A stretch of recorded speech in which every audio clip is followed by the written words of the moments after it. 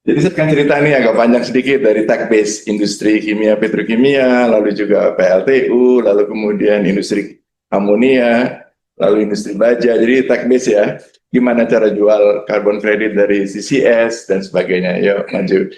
Pabrik industri kimia dan petrokimia akan ditutup tahun 2027, akan terjadi oversupply sampai akan ditutup sekitar 6 juta ton. 6 juta ton ya, 6 juta ton. Nah, jadi kenapa? Karena ini ada harga, sebelah kiri ini harga. Yang warna biru itu adalah contract price. Jadi kalau beli harga petrokimia dan jangka panjang, harganya tinggi kan, biru ya di atas. Tapi kalau spot price, harganya pada saat jual terus dibeli pada saat itu spot price, harganya nol. Selisih antara harga produk dengan harga bahan baku nol. Artinya tidak ada keuntungan dari menjual produk kimia dan petrokimia. Next, sehingga terjadilah penutupan seperti ini. Penutupan akan terjadi di seluruh industri kimia dan petrokimia di dunia. Tidak hanya di Eropa, di Cina, di Indonesia juga sekarang sudah baca kan berita tentang pabrik tekstil tutup dan sebagainya, oversupply. Ya, next. Nah, kilang juga sama. Jadi kilang itu sekarang itu oversupply. Margin kilang artinya merubah minyak mentah menjadi BBM, nol, marginnya nol. Tidak ada selisih harga antara BBM dengan minyak mentah. Adanya distribusi, makanya berebut kan Shell lawan Vivo, lawan AKR, lawan BP, lawan Pertamina, karena yang mencari untung adalah distribusi daripada BBM tersebut. Tapi kalau kilang, minyak mentahnya harganya mahal karena cari dari bumi, ya kan? Tetapi kalau kilang itu sangat-sangat buruk keekonomiannya, sehingga terjadilah penutupan-penutupan di Amerika, di Eropa, di Cina dan sebagainya. Kilang oversupply. Lalu apa nih investasi yang sekarang tiba-tiba sangat tumbuh kalau kimia, petrokimia dan kilang oversupply? Inilah yang sekarang sedang tumbuh. Next ya. Ini yang tumbuh. Yang tumbuh sangat luar biasa adalah dekarbonisasi CCS. Kenapa? Nanti saya akan ceritakan. Ini luar biasa. Dulu sempat turun, menjelang kopi itu turun.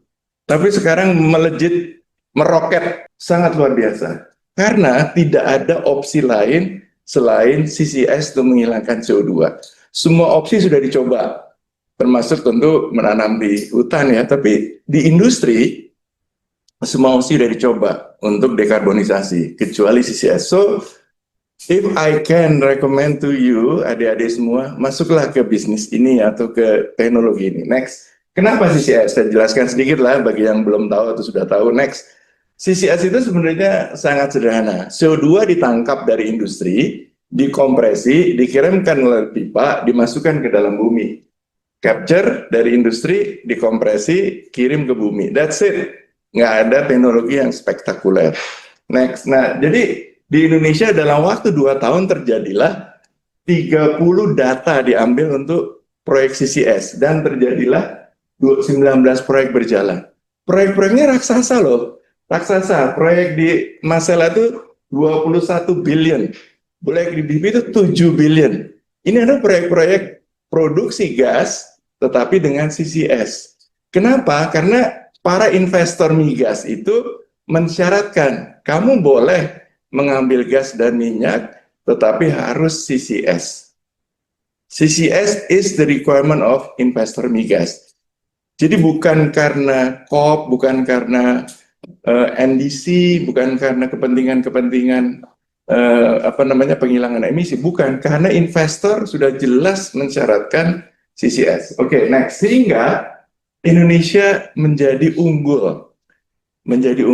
Dulu Indonesia tahun 60 itu menggunakan 70 ya, menggunakan sumber daya alam, minyak mentah dan gas alam. Dulu kita ekspor ya kemana-mana, gas alam maupun crude. Kita yang anggota OPEC dulu. Hari ini kita menggunakan kelapa sawit, nikel, batu bara, kayu sebagai produk ekspor. Apakah itu semua sumber daya alam? Sumber daya alam 20-30 tahun ke depan yang akan adik-adik gunakan, kayu mungkin sudah pas-pasan, batu bara sudah nggak akan kepake, nikel mungkin sudah akan habis. Apalagi kelapa sawit sudah ada batasnya. Yang Anda akan gunakan pada masa depan Anda adalah sumber daya alam CO2 storage. Kenapa tadi Pak Riza cerita Sunda Asri Basin? Itu adalah penyimpanan CO2 di utara Cilegon untuk ExxonMobil. Jadi ExxonMobil, karena saya kebetulan di ESDM waktu itu, jadi pindahnya industri dunia ke Indonesia karena adanya CCS storage, CO2 storage. Demikian pula sekarang Jepang, Korea sedang berlomba-lomba untuk mengirimkan CO2-nya ke Malaysia ataupun ke Indonesia. Nah ini yang paling bersejarah dan Pak Sule, Pak Riza kebetulan masuk dalam sebuah PLTU Cirebon. Itu ada dua, PLTU Cirebon 1 dan Cirebon 2. Cirebon 1 itu kira-kira 660 mega, Cirebon 2 itu 924 megawatt. Di Cirebon lah pasti kan. Next, jadi PLTU Cirebon itu salah satu kesulitannya adalah pembakaran batu baranya, CO2-nya lewat ke namanya flue gas, ke stack ya, yang warna hitam itu. Flue gas selama ini itu 12-14% CO2 dalam volume udara yang sangat besar. Selama teknologi dunia ada, sampai kemarin, itu nggak bisa ditangkap CO2 dengan 12-14%. Tapi next, sekarang sudah ada teknologinya. Yang disebut namanya adalah rotating packed bed atau cyclone capture. Alat yang tadinya 30-40 meter tinggi untuk menangkap CO2 dari stacknya PLTU, sekarang cuma tingginya segini. Itu teknologinya semua ditayangkan dengan semua ilmunya di situ. Nah, akibat dari adanya teknologi ini, penangkapan CO2 di PLTU menjadi visible dan viable. Next. Akibatnya, PLTU Cirebon untuk pertama kali di dunia akan menggunakan CCS buat menghilangkan CO2-nya. Itu adalah salah satu terobosan yang sangat luar biasa, dan kebetulan Pak Sule yang taken, nanti kita lihat nih.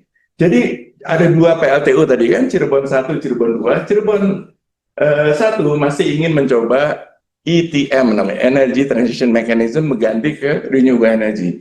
Yang kedua Cirebon 1. Cirebon 2. Cirebon 2 ini adalah CCS tuh tulisannya. Ini paparan dari Cirebon Power. Nah, next. Inilah peristiwa bersejarah. Kecil tapi bersejarah. Pada bulan Mei 2025 ditandatanganilah kerjasama antara pemerintah Indonesia dengan pemerintah Jepang, METI. Di tengah itu ada namanya Mr. Takeuchi. Dia adalah CEO Cirebon Power. Dapat dana, tadi Pak Riza bilang, dana untuk melakukan feasibility study CCS untuk proyek PLTU Cirebon 2. Kemarin Desember tanggal 9 itu Pak Sanggono taken sama Pak Takeuchi berkat Pak Riza mengadakan acara dan lainnya. Tapi inilah yang dua gambar bersejarah PLTU pertama di dunia akan CCS. Tahukah berapa PLTU di Indonesia? 55 gigawatt. Wow. Satu Cirebon 2 tadi, itu berapa coba CO2-nya? 6 juta ton. Seluruh CO2, seluruh PLTU 570 ribu juta ton. Jadi 570 miliar ton. That's why we are one of the worst CO2 to the world. Semua PLTU Indonesia bisa disimpan CO2-nya. We are one of the pioneer lah di Indonesia atau dunia. Next. Oke, now berikutnya adalah perusahaan namanya disebut Amonia. Amonia adalah produsen untuk memupuk sebenarnya kan. Next. Jadi ini adalah paparan pada acaranya Pak Riza, CDC 2025. Coba lihat nih ada berapa proyek nih. 1, 2, 3, 4, 5, 6. 6 proyek. Ada yang warnanya beda-beda. Mana yang dulu, mana yang belakang. Tapi 6 proyek CCS. CCS, 6 proyek CCS. 6 juta ton. 5, sekian lah. CCS. Apa itu CCS? Blue Ammonia. Oke, lanjutlah. Nanti silakan baca. Apakah Blue Ammonia? Blue Ammonia adalah salah satu opsi produksi amonia di mana CO2-nya disimpan ke dalam bumi. CO2-nya di-capture dan disimpan dalam bumi. Kebetulan sudah ada di dalam pabriknya sendiri. Kalau green ammonia itu melalui elektrolisa air. Ya. Jadi green ammonia itu adalah air, dielektrolisa keluar hidrogen dan nitrogen. Kalau ammonia blue, very simple. Dengan menggunakan CCS. Next. Nah, kenapa kami mati-matian di sini? Karena kami mendapat peluang, yaitu Pak Sule lagi ya melaksanakan proyek Blue Ammonia di Donggi Senoro yang dimiliki oleh PT Panca Amara Utama. Udah 2 tahun nih studinya, udah hampir selesai lah, studi udah berkali-kali, tinggal sekarang melaksanakan proyeknya. Next. Nah, inilah bentuk daripada Blue Ammonia. Di dalam unit pabrik amonia itu sudah ada CO2 capture. Jadi nggak perlu investasi CO2 lagi. Tadi kan saya tunjukin untuk di PLTU. Tapi kalau di pabrik amonia udah ada CO2 capture-nya, nggak ada tambahan capex gitu. Langsung injeksi ke bumi. Next. Nah, jadi kenapa kok tiba-tiba pupuk Indonesia 6 proyek Blue Ammonia? Kenapa PAU proyek Blue Ammonia? Karena ini, ya kan? International Maritime Organization adalah pengatur kapal yang berlayar di seluruh dunia. Dulu kalau adik-adik ingat, kapal itu menggunakan fuel atau BBM namanya bunkersea. Itu adalah jelantah yang paling bawah untuk produksi BBM. Diambil yang paling bawah, dijadikan bahan bakar kapal. Kata IMO, International Maritime, saya nggak mau bunkersea, karena CO2-nya banyak. Saya ganti semua kapal di seluruh dunia dengan namanya Marine Fuel Oil Low Sulfur atau Diesel Low Sulfur. Dalam 3 tahun, hajar semua kapal yang berjalan di dunia harus pakai diesel low sulfur. Hari ini adik-adik sudah dicanangkan pada April 2025, pada tahun 2028 seluruh kapal di dunia harus pakai Blue Ammonia. Kalau pakai amonia aja boleh aja, tapi tidak kotor, tidak bersih. Oleh sebab itu, saat itu tumbuhlah pembangunan atau fabrikasi mesin-mesin kapal amonia sampai hampir 300 lebih tahun 2028. Dan kalau tidak, diberi penalti $380 sampai $100. So everybody is now making Blue Ammonia sehingga next. Nah, tapi selain itu, bagaimana industri lain yang katanya oversupply? Ini contohnya, semen. Semen itu hari ini maju oversupply, Pak. Indonesia aja oversupply. Kita hanya memproduksi 56,9 untuk domestic market. 43% itu untuk ekspor. 44% itu diekspor. Inilah buktinya ekspor tersebut. Next, Pak. Ekspornya naik, tiba-tiba turun. Tadinya naik, tiba-tiba turun. Kenapa? Karena ini, next. Ada mulai namanya CBAM. Cross Border Adjustment Mechanism. Semen, baja, petrokimia, juga pupuk, amonia urea akan dikenakan pajak karbon bukan oleh Indonesia, oleh negara importirnya. Kelapa sawit, itu akan kena entar lagi. Jadi, kalau tidak dibuat CCS, tidak mungkin mereka bebas dari pajak impor di negara tersebut. Namanya CBAM. Oleh sebab itu inilah pusat industri hijau. Pusat industri adalah Kementerian Perindustrian, next Jeffrey, mencanangkan peta jalan untuk dekarbonisasi semua industri, kimia, petrokimia, olefin, semen, baja, dan sebagainya. Lihat contoh semen. Paling utama adalah CCS, Carbon Capture and Storage 67,15%. Jadi artinya this is the solution. This is the solution, dan ada ruangan ini adalah your future, gitu ya. Next, jadi itu adalah ini. Nah, sekarang tadi Pak Sule atau Pak Riza cerita gimana caranya mendatangkan duit. Alhamdulillah, sekarang proyek CCS itu bisa dibuangkan. Next, jadi pada tahun 2025 ini, alhamdulillah ditandatangani 2 MRE penting dari banyak MRE. Apakah MRE? MRE itu Mutual Recognition Agreement. Itu adalah metodologi perhitungan penghilangan CO2 dari dunia yang diterima oleh Indonesia. Standar dunia diterima oleh Indonesia. Tadinya Indonesia itu masih mencoba bikin sendiri. Tapi sekarang udah diterima aja deh metodologi dunia. 2 yang utama untuk CCS adalah Verra dan Gold. Jadi sebelah kiri adalah Verra, maaf nih gambarnya kurang jelas. Yang satu adalah, GCC, Global Carbon Council. Ya, nah next. Jadi kalau kita lihat inilah metodologi. Jadi tadi ada pertanyaan, Bagaimana saya menjual karbon kredit? Bagaimana supaya tidak terjadi konflik di pasar IDX dan sebagainya? Metodologinya harus metodologi internasional dan standarnya diregistri di standar internasional. Gitu ya. So that's the teknologi. Dengan adanya metodologi dan registri internasional, karbon kreditnya boleh bisa dijual. Masuk. Ayo masuk, Mas Akso. Yuk, next ya. Ini satu gambar tapi cukup menjelaskan bagaimana menjual karbon kredit ya. Tadi ada pertanyaan. Khususnya untuk CCS tapi juga non CCS juga bisa. Pertama, sebelah kiri ini ada yang disebut project developers. Project developers ini bilang nih, Pak Sule ini contohnya sekarang sedang bilang sama standar nih, GCC lah kita sebutnya. Pak, GCC, Global Carbon Council yang di Qatar tuh, saya punya nih CO2 di proyek namanya Panca Amara Utama Blue Ammonia. Saya ingin simpan CO2 tersebut ke bumi. Ya udah, project developer kata si GCC, kamu mulai deh gunakan metodologi kami. Ya, jadi metodologi yang dipakai oleh Pak Sule adalah untuk menghitung CO2 reduction-nya berapa, mitigasinya ya. Habis itu kita menunjuk validation company. VVB, Validation Verification Body. Apakah itu? Itu adalah third party independent auditor. Yang milih ya kita juga, tapi mereka tidak bisa dipengaruhi. Yang milih nanti ownernya PAU bersama Pak Sule. Udah pilih, di dunia hanya ada dua loh. Di dunia hanya dua untuk GCC. Setelah dipilih, mereka ngecek angkanya Aksa ini bener nggak, angkanya Pak Anggit ini bener nggak, angkanya Pak Sule itu bener nggak. Datang ke sini, datang ke lapangan, ngecek. Oh benar, 1 juta ton. Oh enggak, 850.000. Oh cuma 700.000. That's what they do.